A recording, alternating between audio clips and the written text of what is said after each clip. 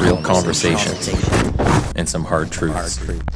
Gangs, drugs, and guns. Giving a voice to those willing to sacrifice. We have stories that need to be told. We have lessons that need to be taught. Protect and serve. Welcome to The Quiet Professional. Hey everybody, welcome back. Nathan Romas with you. Today we are going to be talking about cartels and their worldwide influence. And for that, I have Chris Dalby on the show. Chris is a crime journalist with a decade of experience covering organized crime and political corruption in Latin America, Asia, and Europe. He is the director of World of Crime, which is a media company and publishing house focused on revealing the inner workings of organized crime around the world. And he's also the author of World of Crime, Guides to Organized Crime, which are short, comprehensive looks at transnational criminal threats. So welcome, Chris. Thank you very much. It's an absolute pleasure to be here. Maybe I'll mention right off the top, you just won an award. World of Crime just won an award. Can you tell us a little bit about that or where that was? We were in Sarajevo for the International Press Institute's annual Congress.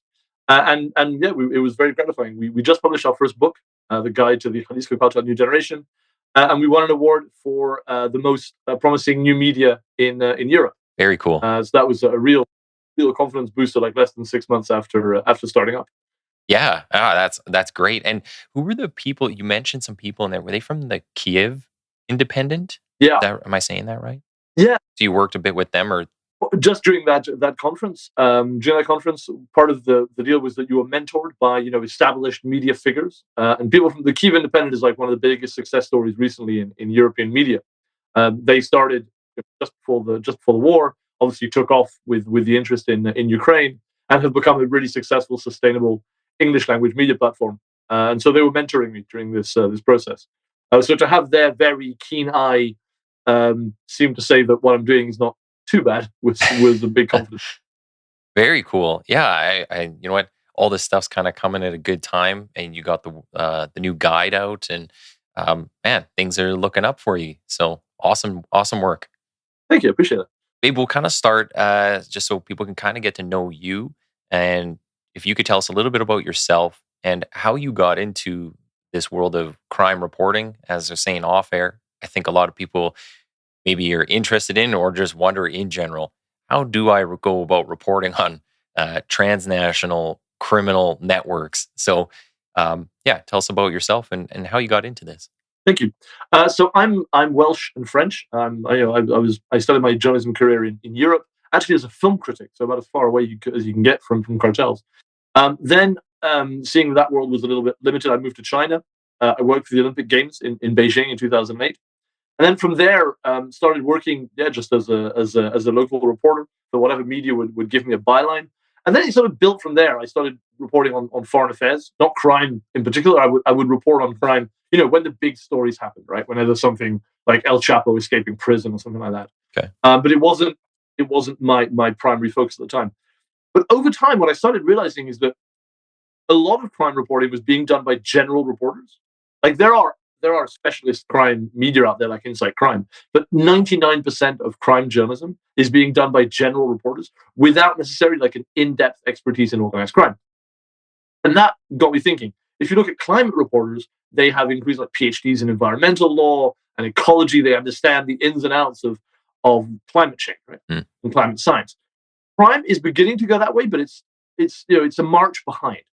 So I got interested in covering organized crime in a more in-depth way in that way. And then I was living in Mexico, and by chance, Inside Crime, which is an amazing think tank and media covering organized crime in the Americas, needed a managing editor. So I'd been a managing editor in other types of media. They gave me a shot on the organized crime front. I worked there for 5-6 years. And I mean, talk about a place to get a crash course in everything organized crime, right? Daily pitch meetings talking about every country in the Americas, transnational connections around the world, every type of criminal economy you can imagine. And then having to manage teams of 20, 30 investigators on any day, right? Murder in Mexico, deforestation in the Amazon, wildlife trafficking in Argentina. It was a crash course, and it was the most thrilling professional experience of my life. I left Inside Crime last year, in part because I wanted really to start working on outside the Americas. Even though my first book was on Mexico, I wanted to start looking at transnational criminal networks around the world, and that's why I started World of Crime. So World of Crime is a publishing house and a consultancy. We publish these guidebooks to organized crime. We have a newsletter looking at different ways in which organized crime affects society. And the goal of World of Crime is to really give law enforcement, policymakers, and the general public the information they need to fight back. Okay. Where are you based out of right now? I live in the Netherlands, sort of halfway between Amsterdam and Brussels. My wife is Portuguese. We live in Europe with our two children, but I travel frequently to Mexico and the US. But the reason to be here is that you're really sort of connected to the nerve centers of European policymaking. Yeah. So I'm an hour away from Amsterdam, and it's a good place to be as someone who's trying to consult with governments. Yeah. Well, and I guess maybe people wonder too is, so if you're reporting on Mexico, you're in the Netherlands. How do you do that? Like you said, you've traveled there before.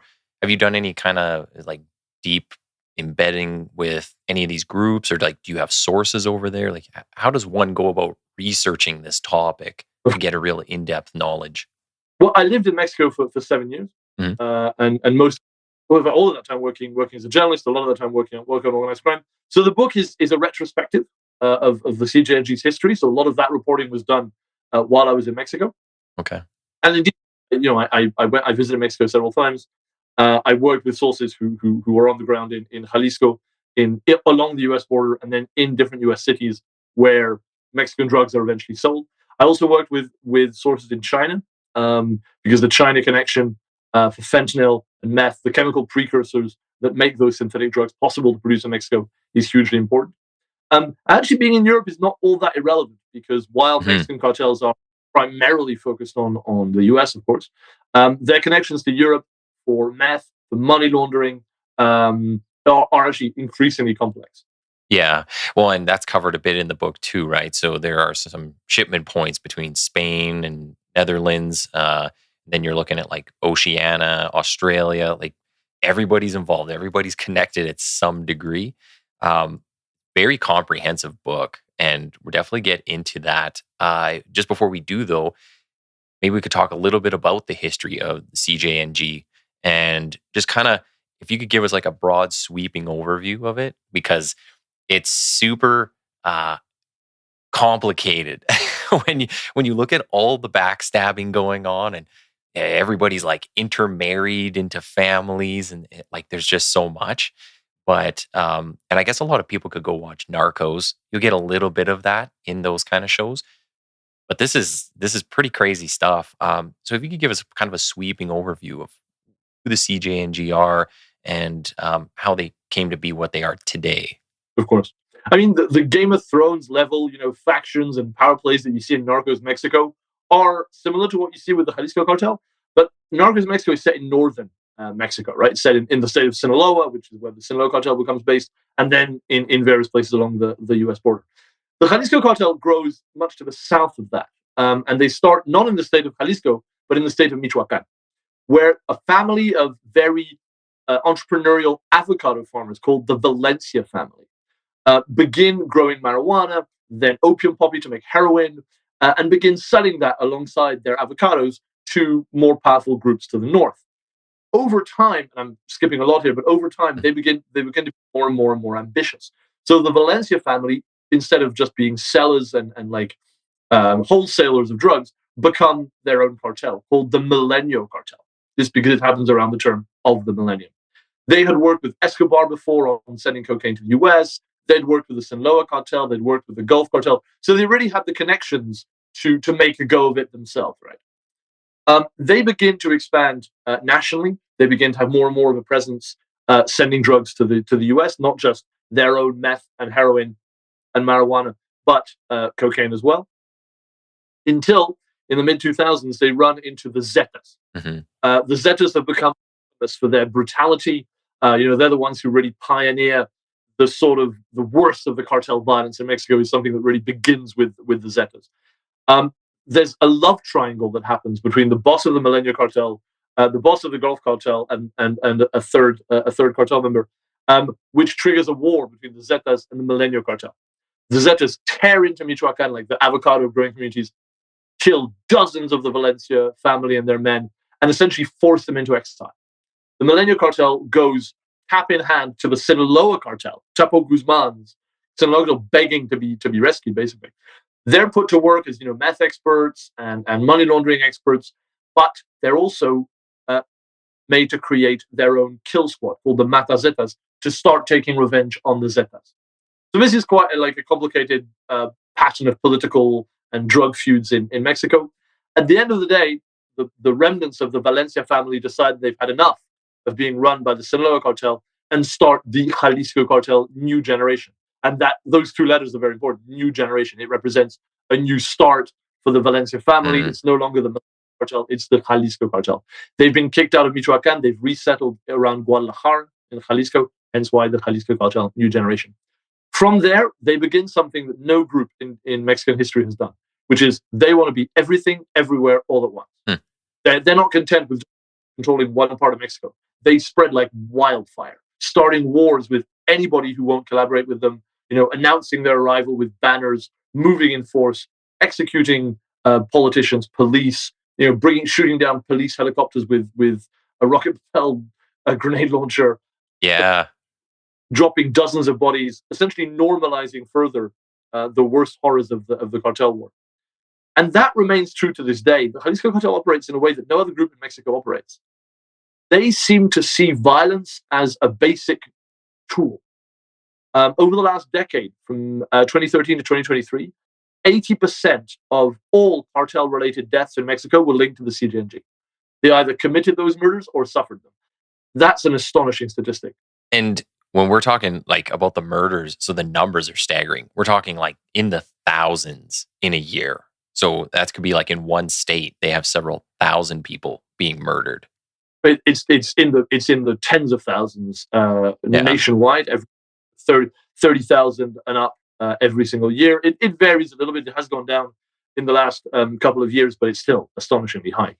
And the CJNG are the prime drivers of that cartel violence. Because as I said, they're not. The Sinaloa cartel is fairly content to stay in its regions, right? It controls certain states. It does fight to keep them. It kills a lot of people, but it does maintain a status quo. The CJNG doesn't seem to understand maintaining a status quo. They expand like a virus. Yeah.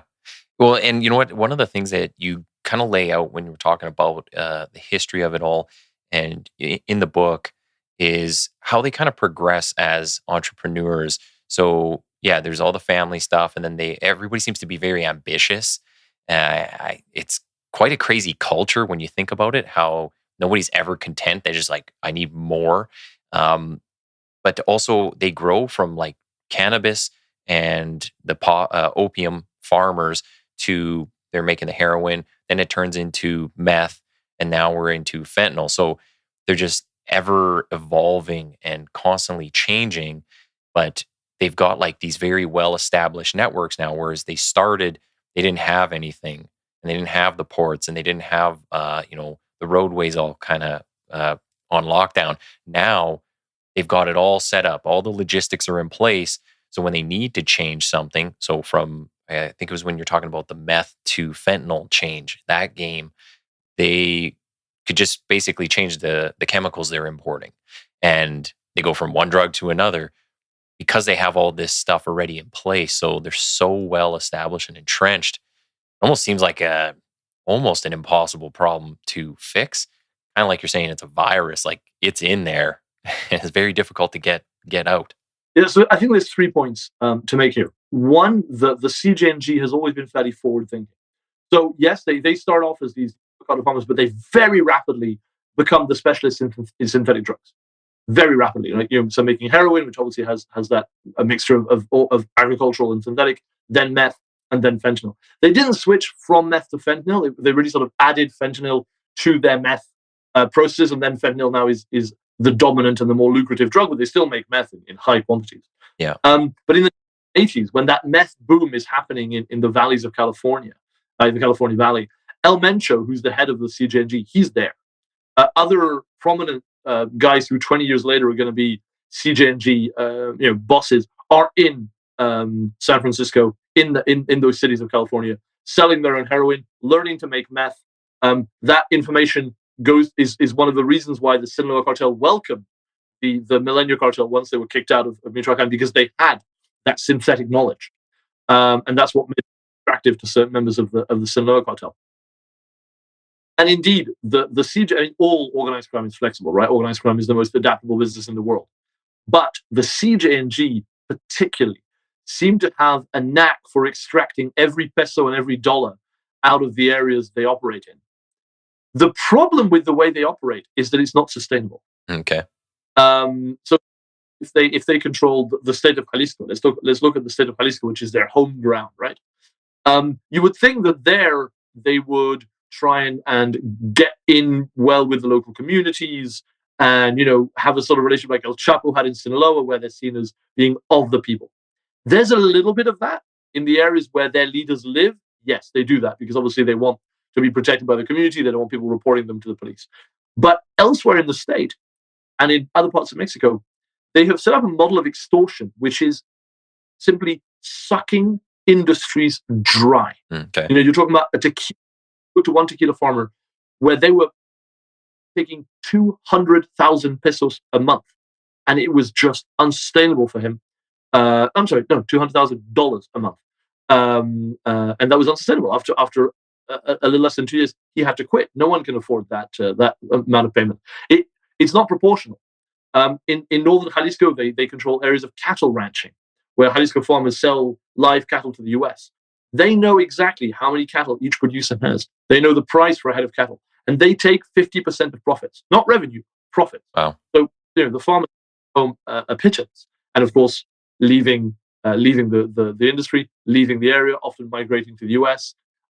So essentially, the way that the Jalisco cartel operates in its areas only worsens the cycle of poverty, only worsens the cycle of migration to the US, only worsens the cycle of violence, and it seems to be intentional. No one has explained to me why that would be, but I can't think it's not intentional because it's happening on such a common ground. Well, and I would think too, if you look at the whole history of it's always like somebody gets too big and then they go, I want to make a name for myself. I want my own cartel group. So when you rapidly expand, if you want to control all of Mexico, it's almost impossible that you're going to have one person at the head of that and everybody's going to fall in line. They're just going to break off and start another war with you, or somebody doesn't agree with something, or they think you did something shady, or you're snitching on the group, or whatever it might be, because that's all in their history. It's kind of shocking that they would go like, I want to be, I want to control it all, because it's not possible. Like you're saying, some of the industries that you even mentioned that they're involved in, I don't think the general public, I don't think even a lot of police would know this stuff, but they're involved in like the timeshare industry. So you go down there for your nice vacation and you're getting a timeshare. That might be cartel owned. They own, they're involved in cryptocurrency, money laundering, like some of the usual stuff. There's also like, they're involved in like sending illicit wildlife products overseas. It's just crazy how much stuff they're involved in. Go ahead. Yeah, so on the timeshares industry, it's something that people are discovering, right? It's not so much that they own the timeshares, but they have established call centers in Mexico where they recruit force young people to work who speak English. They call American, Canadian citizens who already own timeshares. They target specifically people who own timeshares, not even just in Mexico. Americans, they get their list, they get their hands on lists of people who bought timeshares in Jamaica, in the US, in Mexico, in the Dominican Republic, and then they call them and they pretend to want to buy them. They'll tell you, okay, your timeshare is worth X. You bought it, you invested so much. We'll buy it for this much. They make you a very attractive offer. Then they hook you in, they fatten you up for the slaughter, and then they'll ask the person, "Oh, okay, so we're going to buy your timeshare, but before you do that, you need to make a donation, right? You need to make an administrative process, something." Okay. And I mean, it's in the millions. It's in the millions they've collected like this. It's part of a growing trend of financial scams that cartels are moving into in Mexico because it's low risk, right? A lot of people don't report this. Even if they do report it, how are you going to catch them for that? And there's a lot of pressure now on the drug trafficking side. There's a lot of attention from the US on the fentanyl side. So they're hedging their bets, right? They're also looking at ways to earn money that are going to be a little bit more off the radar. Then on the money laundering side, the Jalisco cartel really likes to launder through the tourism industry. So they're going to buy a lot of shopping malls, hotels, tequila companies, a lot of tourist or shopping-facing industries, a lot of cash-heavy locations where they can launder in that money. That's in Mexico. Internationally, the Mexican cartels now are increasingly laundering money through the Chinese shadow banking system. That's a very complicated way of doing it. I'm not going to go into details here, but essentially, some of the same contacts they have in China to get their precursors or to sell wildlife to are connected to people in the Chinese shadow banking world who can launder, hundreds of millions, billions that just disappear into the Chinese banking system in yuan, reappear in Mexico in pesos, and no one's going to track those transactions. Yeah. Are you able to talk a little bit about the relationship between the cartels and the Chinese? Like, so when we're talking about that precursor market and how that all plays out, because I know it's a big point of discussion in Canada, like where precursors come from, but I don't think people really understand, why don't we just shut off the taps? Like, why doesn't China just say we're not exporting this item or this chemical? So what is, who's allowing this to happen? And then what are kind of the distribution routes of this? Of course. So it's very difficult to get China to play ball on anything, right? As any of your listeners in the law enforcement or political worlds will know. At first, China has a tremendously diverse and very independent, difficult to police chemicals industry, right? You're talking about hundreds, if not thousands, of companies across the country able to produce the chemicals that they want with limited supervision. The Chinese government has the ability to make some difference. So a few years ago, we saw just fentanyl being shipped to Mexico, being pressed into pills, and then sold into the US and Canada. In 2019, China does ban the production and export of fentanyl under unregulated circumstances. The amount of fentanyl being sent out of China goes down.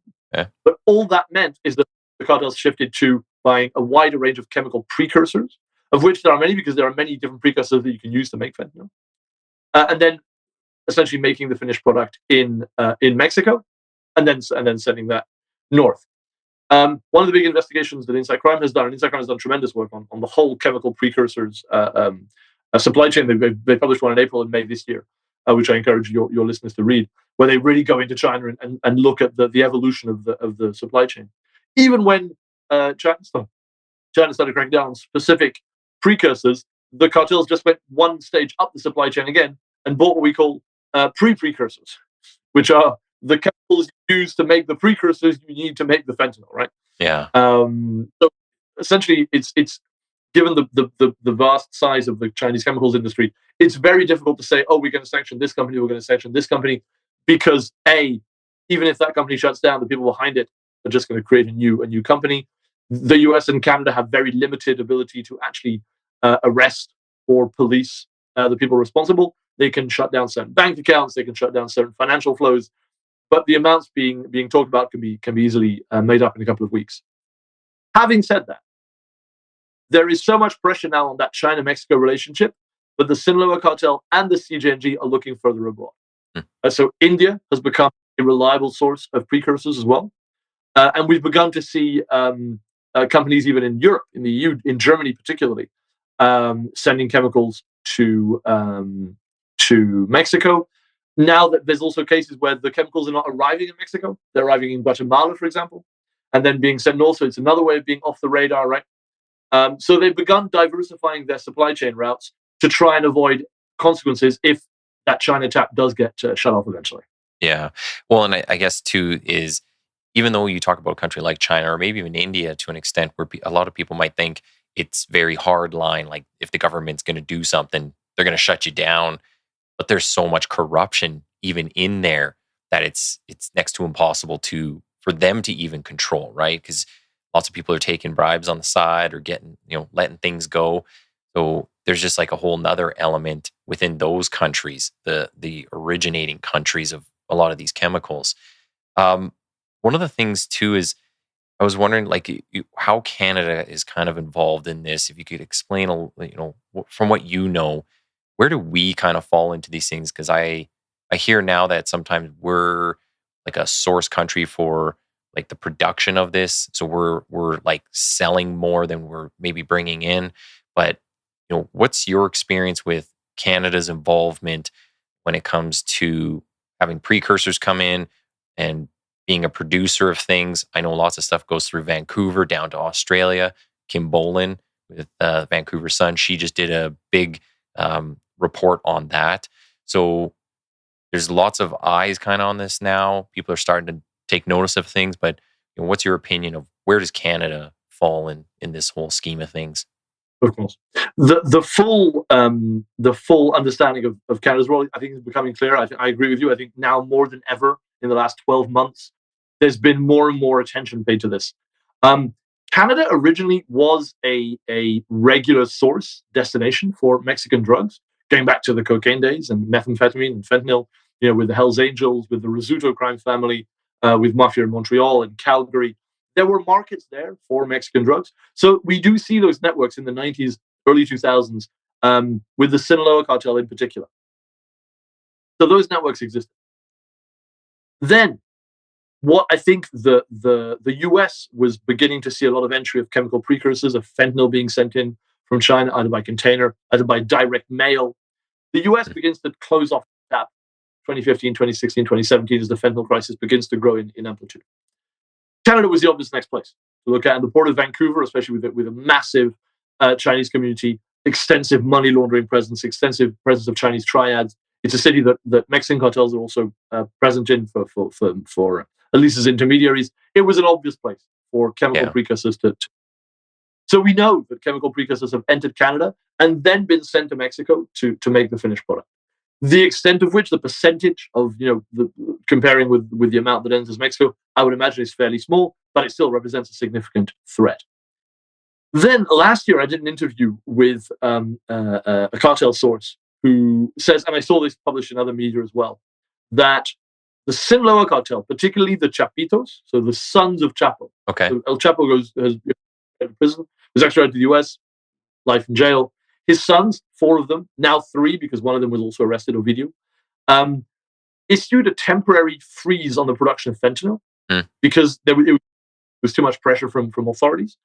And one cartel source tells me, but also I saw that told from others, so it's been cross-checked, that some of the pill pressing, which is they were receiving the chemical precursors, making the finished product, but the actual pressing of the pills had been moved to Canada.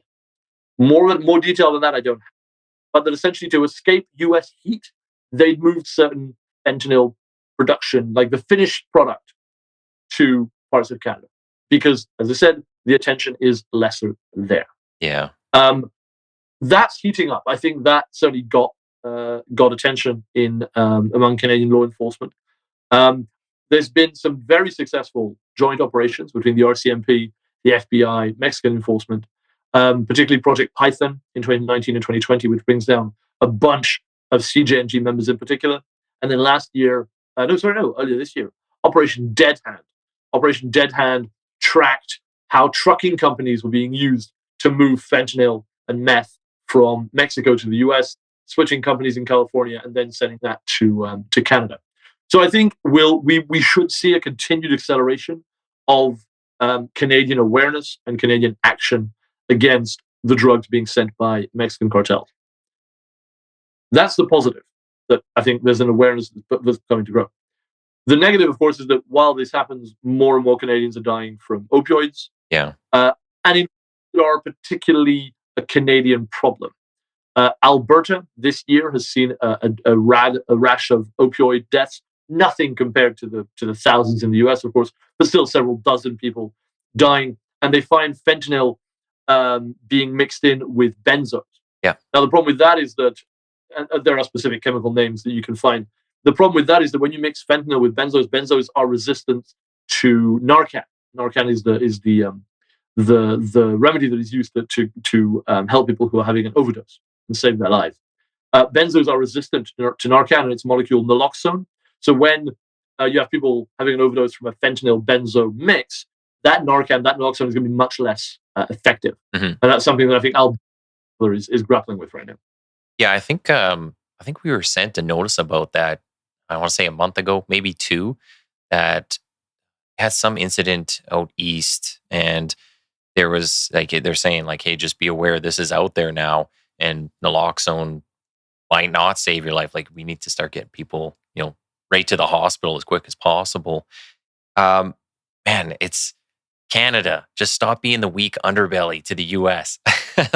It's starting to get embarrassing. I know from my own experience, usually it's the Americans come to us and say, hey, you might want to start looking at this. You might want to pay attention to this. We don't get that from within Canada so much. So definitely need to have more people with eyes on this, more attention brought to these topics here, because people are dropping the ball. We see it with all the foreign influence stuff, debates going on right now, but there's a lot more to it in the criminal world, stuff with drugs and it's actually in our own backyard. We don't have a good handle on it. I'd be first to say that. I'm wondering too, outside of Canada, can you talk a little bit about the CJNG's reach? So we mentioned right at the beginning, kind of they can reach into Europe. There's the connection to Australia, Oceania. Just how big is this organization and these distribution networks? Like, how far do they go? So this is a very important point that's often misunderstood and exaggerated. Outside the US, obviously in the US and in Canada, the CJNG has its distribution networks. The CJNG are not the ones selling drugs on street corners, right? They're not the ones directly causing the overdoses of Canadian young people. Those users in Canada and the US are buying from the groups that are buying from the CJNG and the Sinaloa Cartel, right? They're the wholesalers. And in local cities, in Montreal, in Vancouver, in Calgary, in Toronto, they have contacts, right? The Rizzuto family or the Hells Angels or local gangs that are then going to be those who push the drugs at the street level. Similarly, outside of that, the CJNG buys cocaine from Colombia or from Ecuador, buys precursors from India and China or even Germany, sends shipments of meth to Australia. Yes. That doesn't mean that there are networks of hardcore CJNG members in those countries. It's a distant business, especially now, right? Yeah. They have contacts over there, range the drugs. They might send a few emissaries to, finalize the deal, make sure that everything's copacetic. But that doesn't mean that the CJNG is in European cities or in Australian cities or in Colombian cities, right? They have business partners that they do business with. They don't need to set up an office in Bogota or an office in Sydney, right? So that is often exaggerated. You hear the word CJNG and you think there's Mexican cartels around the world. No, they do business around the world with the experts or the partners that they need in those local economies.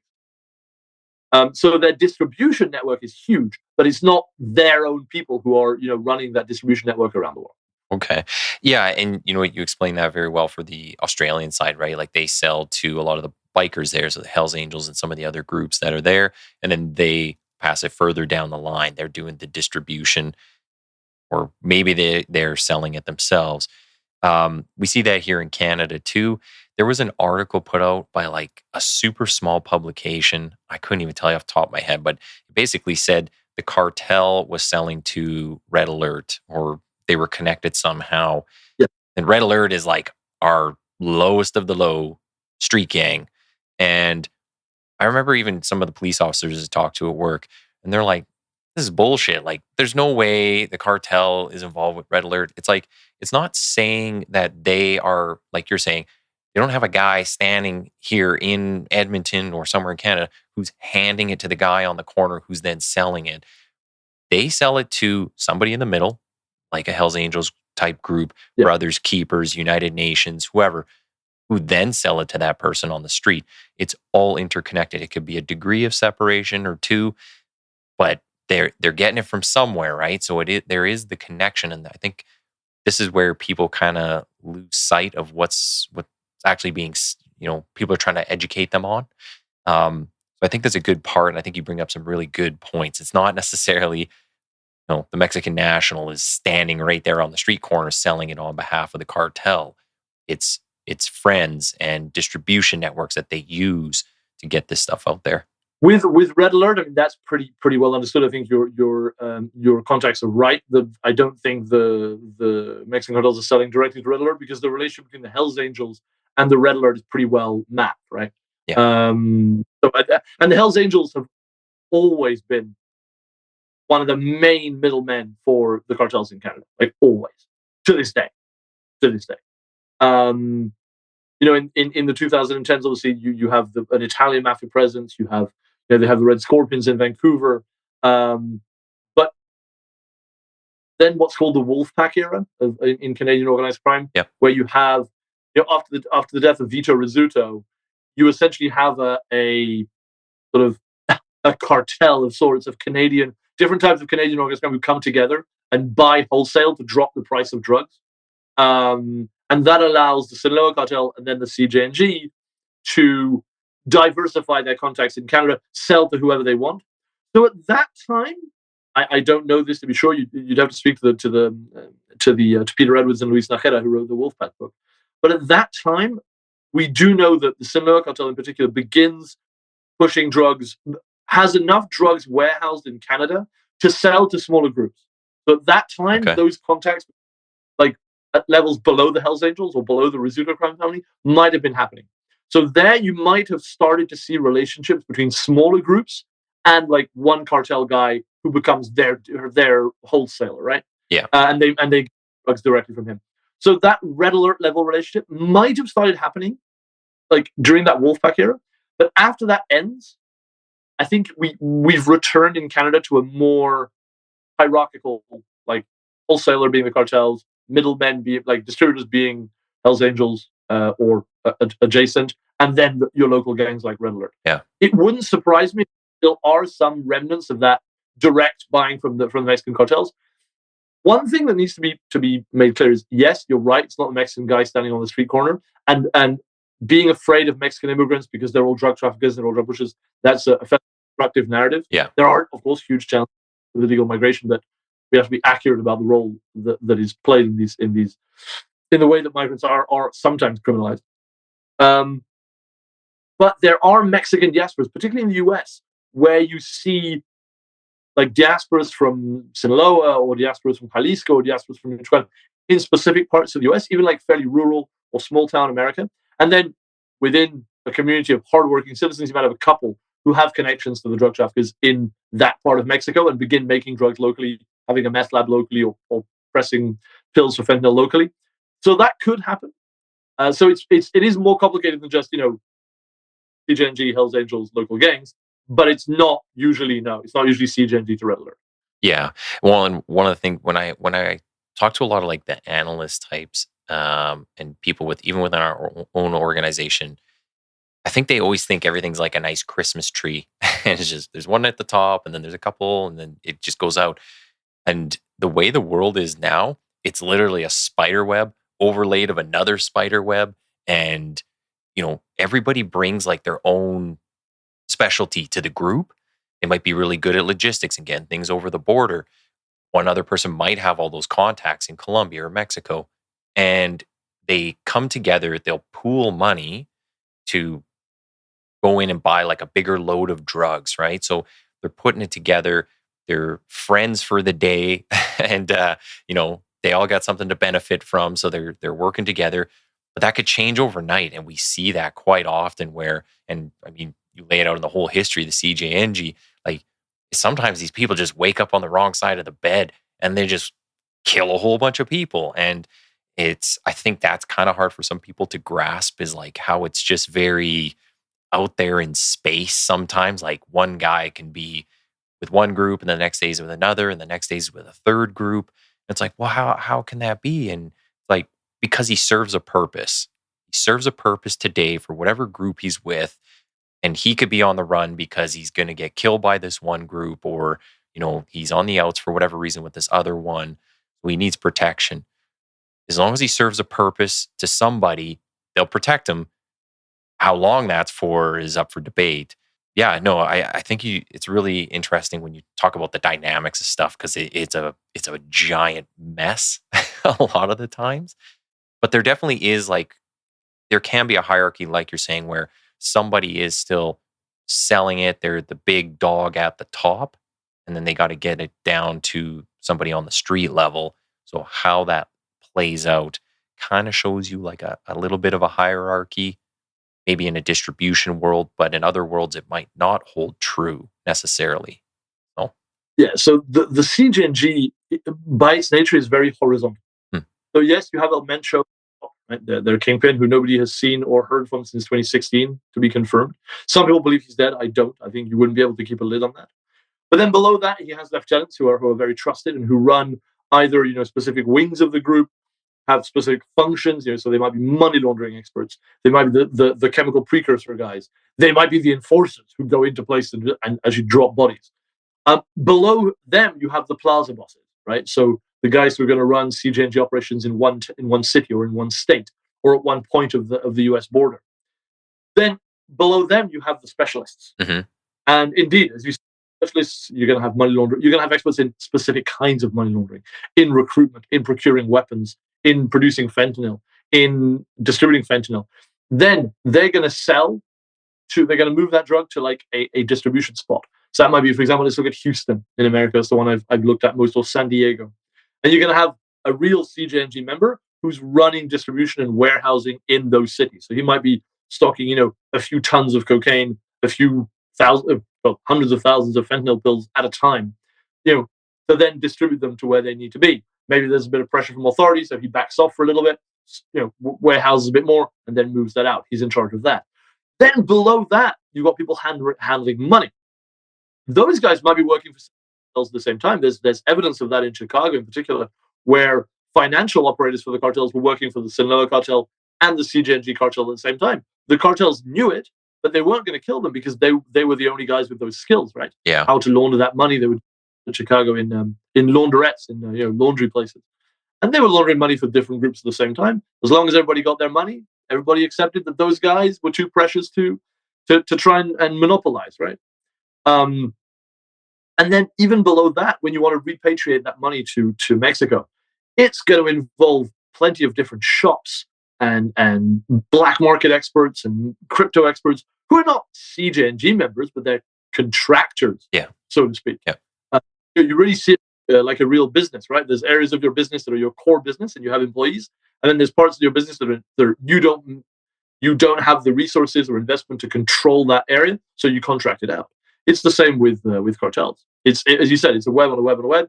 But on top of that, Mencho at the top doesn't need to know what's happening in all the places where the CJNG is at. It's impossible for him to control that. Yeah. He has to trust. Yeah. One thing I want to make sure we get on is government response. So in Mexico, I know there's lots of criticism of AMLO, current president, but I guess now they're waiting for the new one to come in. She was voted in. Yeah, Claudia Sheinbaum.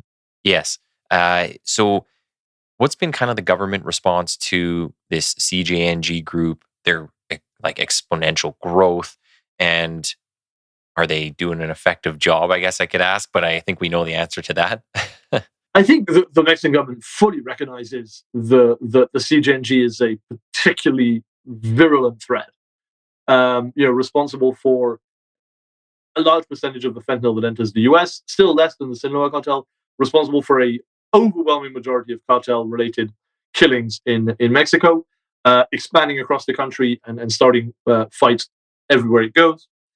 There have been some attempts to capture the top guys. There have been attempts to find Mencho. There have been attempts to capture his lieutenants. There's been cooperation with Mexican authorities to crack down on their financial flows on fentanyl pills. I can't say it's made a dent. Yeah. I can't say it's made a dent. The type of long-term, follow the money, starve them financially, those sorts of operations haven't happened. They'll seize a few hundred bank accounts and they'll say, "Oh, we captured a few $100 million." I'm sure they did, but when you're comparing that to billions of dollars, that money is retrievable in a few months. The CJNG operates in a way where even removing the top kingpin is only going to cause more violence, right? When you have this sort of hierarchical organization, and the CJNG has kept it together for over a decade, which is longer than anyone predicted. most Mexican cartels, they stay together for a while, flare up, and then fragment into little groups. The CJNG hasn't done that. They haven't done that in a couple of ways. One, there really is a cult of personality about El Mencho. Like in every video, in every banner, the troops are swearing allegiance to him. But he's in his 60s or late 50s, early 60s with severe kidney disease. He's not been seen in public for years. When he dies or if he gets arrested or killed, I predict a fragmentation of the group. I predict the CJNG. I don't see one person who can step into that role and maintain the edifice. Mm-hmm. I think you're going to see the lieutenants splinter off into their own factions. The CJNG also does something that other cartels have flirted with, but never to this extent. They hire a lot of foreigners. There's a significant percentage of CJNG members when the government does arrest them. You see people from Guatemala, you see people from Colombia, you see people, even some from other parts of Central America or parts of South America. They recruit a lot of foreigners. Low level, you're not going to see these guys being capos, but a lot of their fighters in Mexico, a lot of their drug traffickers are foreigners. Some who were hired because of their experience. Some of them are migrants who are traveling through Mexico and get forcibly recruited to work for the CJNG. The CJNG does that on an industrial scale. Mm-hmm. And of course, that helps prevent fragmentation because those foreigners don't have the infrastructure or the ambition to take over, right? Yeah. Well, and, I think there was a part where you mentioned that there might even be like a taunting of the government. Certainly when they're putting out like posters saying like, we're in this town, we own this town. They're flaunting like, I can do whatever I want when I want. And that's part of the attraction for the recruitment strategy, is to show like, I have all this power and nobody can do anything about it. That's kind of a dig at the government as well, right? Because they're not effective at taking them out. Maybe on that, we'll talk a bit about the recruitment, branding, public relations side of things. I thought this was one of the most interesting parts about everything I was reading. So you kind of lay it out. I'll read out some of the titles here that you had, and then we'll kind of get into that. You talk about promoting narco cultura, machismo, hyperviolence, showing signs of strength. I kind of equate it to like war porn and cults of personality. So can we talk a little bit about those different things, like how they're recruiting people? So what are the mediums or the methods they're using to recruit? And then what are they putting out there for messaging? What are they saying that's actually attracting people to this lifestyle? So, of course, a hefty percentage of people recruited into the CJNG are not given any choice. It's work for us or we kill you, right? Mm-hmm. That can be either gangs that they've co-opted or migrants that they need to work for them. However, the CJNG is very good at public relations. It's very good at sending out messages that are both violent, very kind of funny in a really messed up, dark way, and also showing off the cartel lifestyle as being something that's very glamorous, right? You see a lot of Mexican kids see the cartel lifestyle as the way that in America or Canada you might see the rapper lifestyle, right? It's a lot of flaunting of wealth, of cars, of money, of guns, of women on the internet, and that's on TikTok, that's on Instagram, very publicly, right? Any listener here, go on TikTok in 20 seconds, you'll find cartel TikToks. But from an early stage, it seems to have been coordinated in the CJNG. There is branding. There's like consistent branding across their efforts. Okay. So in the early days, when they put all the narco mantas, the narco banners, which could be left next to people who've been killed, or as a warning to people in a town they're moving into, they'll, as much as they'll swear and threaten and kill, at the bottom it always says respectfully the CJNG. That respectfully cracks me up. Like you are literally discussing the worst acts committed by man, and then respectfully CJNG at the end. Yeah, it is darkly messed up. They're the first gang to shoot down an army helicopter. This is in 2015 with an RPG. That was when the army was trying to catch El Mencho and we're pretty close to getting him. The former security secretary of Mexico City was going after them pretty hard in the capital. They tried to assassinate him, in the day on one of Mexico City's public highways. They unloaded hundreds of bullets at him. They didn't get him, They did kill one of his bodyguards and a woman who was passing by. They shot him 3 survived. That's a powerful message of intent in the capital to one of the highest ranking security officials in the country. Mhm. Having said that, their relationship with politics, as you mentioned, is not always violent. At the local level, at the town level, they often capture the town halls. They often claim 15, 20% of a town's budget for the year. That's what you have to pay them for them not to kill you if you're the mayor of the town. Jeez. They get access to they get access to all the databases, right? All the databases of like where farmers are and how much fruit they produce or how much cattle they have or how much money they make. They get access to that. And that's another way of acting with impunity. When you can walk in and tell a mayor, I'm going to take 15% of your budget for the year, and you're not going to say anything, and you're going to give me all the information I ask for, and that's the way you get reelected, then, and that sort of brashness has moved to the internet. They're not as prominent as the Sinaloa cartel. The Sons of El Chapo have this hashtag called Chapiza, which is a very we want you to come work for us TikTok, really showing off their guns and weapons. Yeah. The CJNG it's through what's called the purple devil emoji. It's one of the most common emojis. It's a little smiling purple devil. If you put that in, if you put CJNG and the purple devil emoji into any social media, you will find their videos showing off their weapons, their tanks, their drones, their guns, their money. It's even moved into the video game realm. They recruit now and have done for several years through video games. How they operate is when young teenagers, often teenage boys, are playing video games at 3, 4 o'clock in the morning when the parents are in bed and not supervising what's happening. They're going to go into MMORPGs or first-person online shooters and just create a private server. Mm-hmm. And they'll blast out anyone who's playing in a particular area. If the kids come in, they'll start talking to them, they'll establish a relationship, and some of those kids will be recruited into the cartel. And usually their life expectancy is not very long. Oh, I think maybe for any parents listening too. So when you go online, you're doing this gaming, like Call of Duty or one of those games, it generally puts you in a room with other players who are from kind of in your geographic area for the most part. So when they are blasting this message out, it could be going to a lot of people in your own town, your own city for the most part. And then you might pick up some people on the periphery, but generally it's going to be in your area. That's how I understand it. It is. So that is a Mexican strategy. I haven't seen that strategy being applied in the US or in Canada because they would have no interest in recruiting American young people in that way. They don't need them in the same way. There are Americans who've been paid to traffic drugs or weapons across the border, but that sort of recruitment is very much a Mexico strategy. But it is very alarming. Yeah. One of the things, just as we're kind of coming up to the end of time, I did want to point out, and I wonder, maybe if this is true, is you see some of the gangs in Canada, well, they'll have crazy dragons and crazy dragon killers. They'll have the FOB group, and then they'll have the FK, the FOB killers. Did that kind of originate in Mexico because you have the Zetas and then the Meta Zetas, and that stands for Zeta Killers, from what I was reading. So I wonder if that's an extension of that, kind of biting off of that culture and bringing that up here. I don't know if there's a linear answer to that question. Okay. It's common for Mexican cartel groups to have their what we would call their hit squads or their armed wings.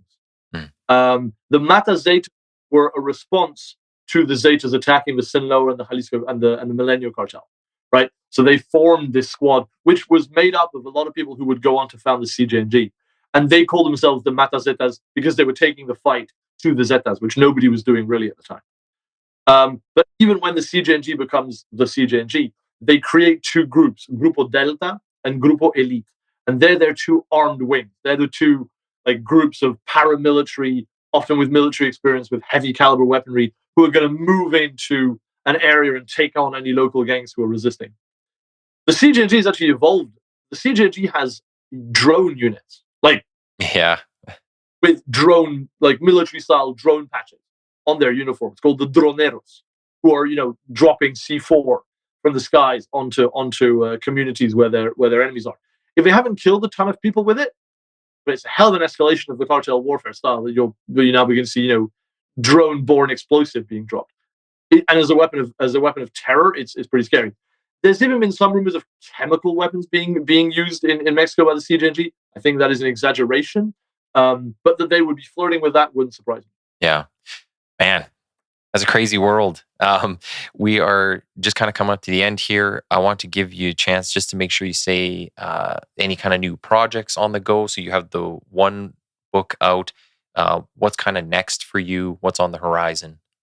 So, World of Crime is always doing a lot of new things. We have 2 more books coming out this year. One on Ecuadorian gangs, so Lobos, Troneros, because they are responsible for a lot of the cocaine moving around the world. And then at the end of the year, we'll be publishing our guide to the Chapitos, which are the enemies of the CJNG, which are the new generation of the Sinaloa cartel. And they might even be more relevant to Canadian law enforcement than the CJNG. We also offer a lot of consulting and training to law enforcement, to local sheriff's counties offices on, what specifically are they facing, right? So we work a lot with, at the county level, at the municipal level, we talk to police units, to sheriff forces who might say, okay, these are the gangs that we've mapped out. Who are they, right? What do we need to be concerned about? What's science fiction, just fantasy, and what do we really need to be concerned about? So we've got the publishing arm and the consulting arm. And if people want to see what we do, you can find us on worldofcrime.net, or you can buy the book CJNG, A Guide to Mexico's Deadliest Cartel on Amazon. Awesome. I'll put up links to that also in the episode descriptions. You're also on LinkedIn, Substack, Twitter. You guys are all over the place. You got a bunch of stuff. So yeah, and our main social media is LinkedIn. Twitter we're beginning to move away from that space because it's really just not particularly functional. We have our newsletter. We're relaunching next week, the Seasons of Crime newsletter. Okay. And then, everything we do is on LinkedIn. Awesome. Man, I want to say thanks for coming on today. Hang on the line for 2 seconds. I'll say bye offline. But I'll remind people, when I get the episode up, they'll have all the links. So make sure you go and check this stuff out. It's very interesting, very informative. You're not going to find it on CBC half the time or any of these mainstream media. They're not putting this kind of stuff on there. So yeah, just reminding people to like, comment, share The Quiet Professional and World of Crime. So thank you, Chris, for coming on today. Thank you very much, Nathan. I appreciate it.